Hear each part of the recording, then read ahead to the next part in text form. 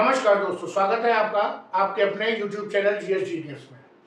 जैसा कि आप स्क्रीन पर देख रहे हैं, इंडियंस में lose their jobs in Kuwait and Saudi अरब।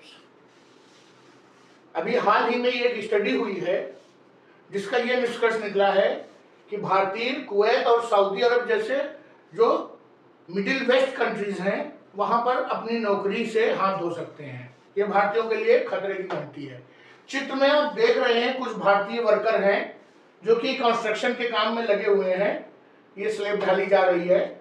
बहुत बड़ी संख्या में इन देशों में भारतीय वर्कर काम करते हैं। मुख्यतः वो कंस्ट्रक्शन वर्कर, वहां पर पेट्रोलियम की फैक्ट्रीज हैं, पेट्रोलियम के जो कंपनीज हैं उनमें काम करते हैं। कुछ व्हाइट कॉलर जॉब भी करते हैं, डॉक्टर्स हैं, इसके अलावा हाउस होल्ड वर्कर्स भी हैं, ड्राइवर बहुत बड़ी संख्या में हैं। तो एक बहुत बड़ा भारतीय जो लोगों को वहां पर एम्प्लॉयमेंट मिला हुआ है और उन लोगों को एम्प्लॉयमेंट जो है उनका जा सकता है। ये एक सोचने का विषय है, क्योंकि अगर रिसर्च हुई है तो कुछ ना कुछ दम जरूर होगा उसमें। तो इस विषय पे हम अपनी चर्चा शुरू करें समसामयिक मुद्दे के अंतर्गत। तो इससे पहले हमारी रिक्वेस्ट है कि हमारे चैनल को सब्सक्राइब कर लीजिए, जिससे कि इस तरह की जो चर्चा है वो हम आपके साथ अपनी मन की बात करते रहें।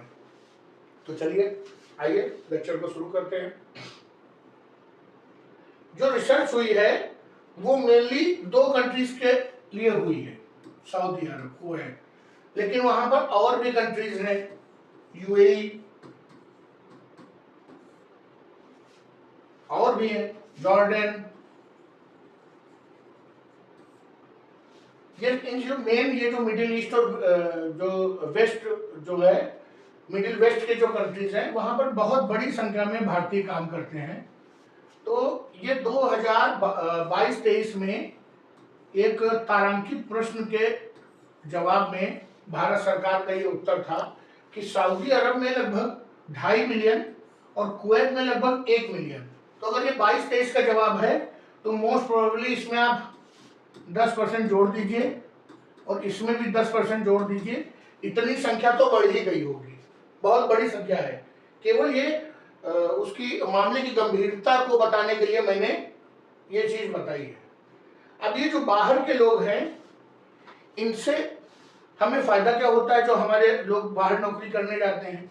तो पहली बात तो डिमांड एंड सप्लाई का जो रूल है, अगर हमारे 2.5 लाख और 1 लाख, ये 3.5 लाख लोग यहाँ से चले गए तो यहाँ पर जो नौकरियां हैं उनमें बहुत ज़्यादा डिमांड जब क्रिएट होगी तो बहुत ज़्यादा सप्लाई नहीं होगी। जब सप्लाई कम होगी तो वेजेस अच्छे मिलेंगे और लोगों को रोजगार की संभावना ज़्यादा होगी। दूसरा फायदा कि भारत उन चुनिंदा देशों में से है जहां पर बहुत ज़्यादा मात्रा में जो पैसा है वो बाहर नौकरी करने वाले लोग अपने घरों को वापस भेजते हैं, क्योंकि भारतीय हमेशा अपनी जड़ों से जुड़े रहते हैं। इन देशों में जो लोग नौकरी करने जाते हैं अधिकांशतया लोग अकेले जाते हैं। उनका परिवार, उनकी पत्नी, उनके बच्चे, उनके माँ बाप सब यहीं रहते हैं। तो जितना पैसा वो कमाते हैं वहां पर उसका 70 से 80% पैसा वो अपने परिवार के पास इंडिया में भेज देते हैं, जिससे उनका खर्चा चलते रहे, या उन्हीं के लिए वो अपने जीवन को वहां पर स्वाहा करते हैं और अपने परिवार को, अपनी खुशियां और अपने व्यक्तिगत जो जीवन है उसको नष्ट करके यहाँ से मीलों दूर वहां पड़े रहते हैं, कठिन परिस्थितियों में पड़े रहते हैं।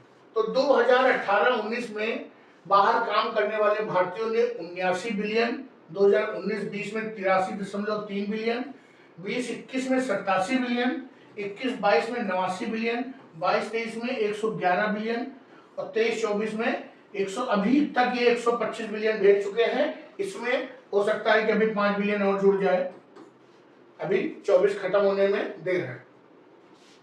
कहने का तात्पर्य है कि बहुत बड़ा पैसा ये बाहर से भेजते हैं जो वहां की अर्थव्यवस्था से हमारी अर्थव्यवस्था में जुड़ जाता है। अगर हम अपने जीडीपी का कैलकुलेट करें तो प्रत्येक वर्ष ये लगभग 2% से 3% के बीच हमारा जीडीपी का होता है। ये 2% 3% जीडीपी का एक बहुत बड़ा हिस्सा है जो वहां की अर्थव्यवस्था से हमारी अर्थव्यवस्था में हर साल जुड़ जाता है। कहने का अच्छा, एक चीज और इन 5 वर्षों में 3 वर्ष ऐसे थे जब भारतीय नंबर 1 पे थे रिमिटेंस के मामले में। उन्होंने पूरी दुनिया में सबसे ज्यादा पैसा अपने देश में भेजा, क्योंकि वो अपने देश से प्रेम करते हैं, अपने परिवार से प्रेम करते हैं। चलिए अब असली खबर पे आते हैं। A study conducted on migrant laborers in Kuwait and Saudi Arabia indicates further loss of jobs for Indian workers in West Asian countries। जो ये स्टडी हुई थी ये सभी माइग्रेंट लेबर्स पे हुई थी। सबसे ज्यादा जो माइग्रेंट लेबर्स हैं वो एशिया से हैं, और एशिया में भी अगर हम पिन पॉइंट करें तो दक्षिण एशिया से हैं, और दक्षिण एशिया में भी अगर पिन पॉइंट करें तो सबसे बड़ी संख्या उनमें भारतीयों की है। कहां पर? कुवैत और सऊदी अरब में। और इनकी नौकरियां जा सकती हैं। जब नौकरियां चली जाएंगी तो क्या करेंगे बेचारे? वापस आ जाएंगे। क्यों? क्योंकि इनकी नौकरियां वहां की जो नेटिव्स हैं, जो वहां के मूल निवासी हैं, उनके पास जा सकती हैं। कौन सी नौकरियां? जो मिडिल स्किल्ड हैं और हाई स्किल्ड जॉब्स हैं, अर्थात जो ज्यादा पैसे वाली नौकरियां हैं वही हाथ से चली जाएंगी। उसका कारण क्या है कि वहां की जो लोकल वर्कफोर्स है वो धीरे धीरे अपने आप को स्किलफुल बना रही है, अपना जो अपनी कुशलता है, अपना कौशल है, उसमें विकास कर रही है। तो जब वो खुद कुशल हो जाएंगे इतने, तो वो अपने काम स्वयं कर लेंगे। हर व्यक्ति चाहता है कि हम अपने देशवासियों को नौकरी दें, हमारे देश का पैसा बाहर न जाए। और जब बात करते हैं लो स्किल्ड जॉब की, लो स्किल्ड जॉब वो है जैसे घरेलू नौकर है या कंस्ट्रक्शन के काम में लगे हुए लेबर हैं, तो इन सब की भी नौकरी आज नहीं तो कल जाएगी, क्योंकि वहां प्रयास हो रहा है ऑटोमेशन का। जो बड़ी बड़ी ये जो फैक्ट्रियां लगी हुई हैं तेल शोधन के लिए, वे लगातार अपने आप को ऑटोमेशन कर रही हैं, अपना सुधार कर रही हैं। तो ऑटोमेशन का परिणाम क्या होता है कि मान लीजिए एक ये पेन है, इस पेन में कोई एक आदमी इसका कैप बना रहा है, एक आदमी पीछे का बना रहा है, पीछे एक ढक्कन बना रहा है, एक आदमी उसमें रिफिल बना रहा है, एक आदमी सारे पार्ट्स को असेंबल कर रहा है। तो यहाँ पर करीब 5 लोगों की जरूरत है कि पेन के अलग अलग हिस्सों को तैयार करके उनको जोड़ के एक कंप्लीट पेन बनाने में। अब अगर एक ऐसी मशीन आ गई जो सब हिस्से अलग अलग बना रही है, और फिर वो एक जगह सब हिस्से आ जाएंगे और वो असेंबल भी हो जाएंगे, और उसको जो ये लो स्किल्ड वाला काम था, इसको एक हाई स्किल्ड या मिडिल स्किल्ड जो मैकेनिक है वो मशीन के सामने बैठेगा और मशीन सारा काम कर देगी। तो 5 आदमियों से जो एम्प्लॉयमेंट है वो एक आदमी पे शिफ्ट हो गया। तो कहने का मतलब है कि जो लो स्किल्ड जॉब है वो भी कॉन्टिन्यूअस ऑटोमेशन के कारण वो भी चली जाएंगी। ये केवल समय की बात है, ये मान के चलिए कि वो हमेशा रहेंगी नौकरियां, ये नहीं है। हाँ, समय है, हो सकता है 4 साल में, हो सकता है 6 साल में, हो सकता है 10 साल में। ये रिपोर्ट प्रकाशित कहाँ हुई है? एक बहुत रेपुटेड जर्नल है, structural change and economic dynamics. ये नीदरलैंड से चलता है, वहीं पर ये जो है प्रकाशित हुई है। अच्छा, कुछ सारी बातें बुरी नहीं कही गई हैं, कुछ अच्छी बातें भी कही हैं इंडियंस के बारे में। उन्होंने कहा रिप्लेसिंग हाई स्किल जॉब्स में require local investment in human capital to improve their productivity.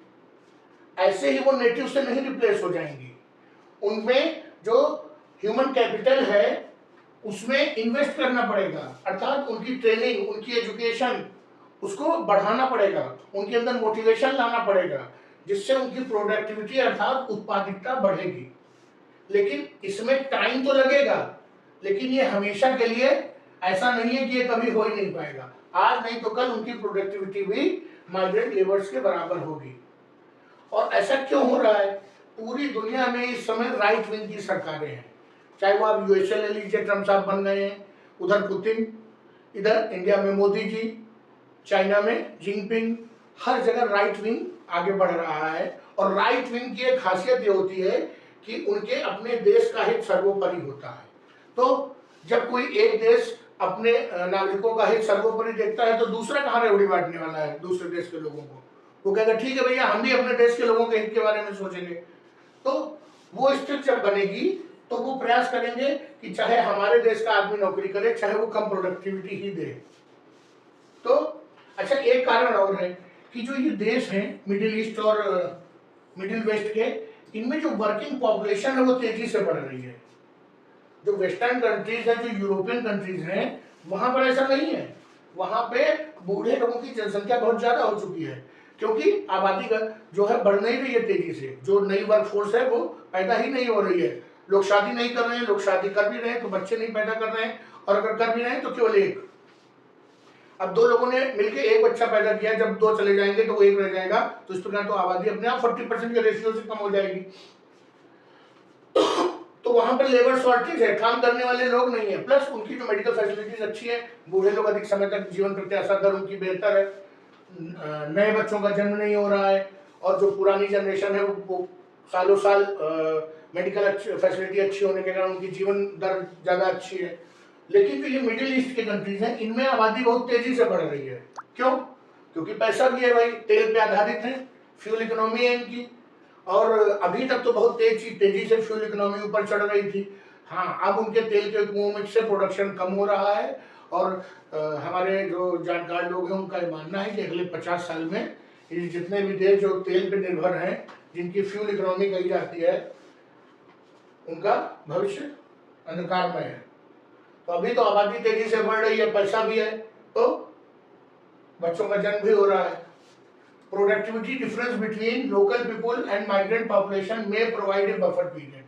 कुछ समय जिस दौरान ये लोग मतलब उतने स्किल्ड नहीं होते हैं, इनकी प्रोडक्टिविटी उतनी अच्छी नहीं होती है, उतने समय तक वो माइग्रेंट लेबर्स को लगाए रखेंगे जिनकी प्रोडक्टिविटी अच्छी है।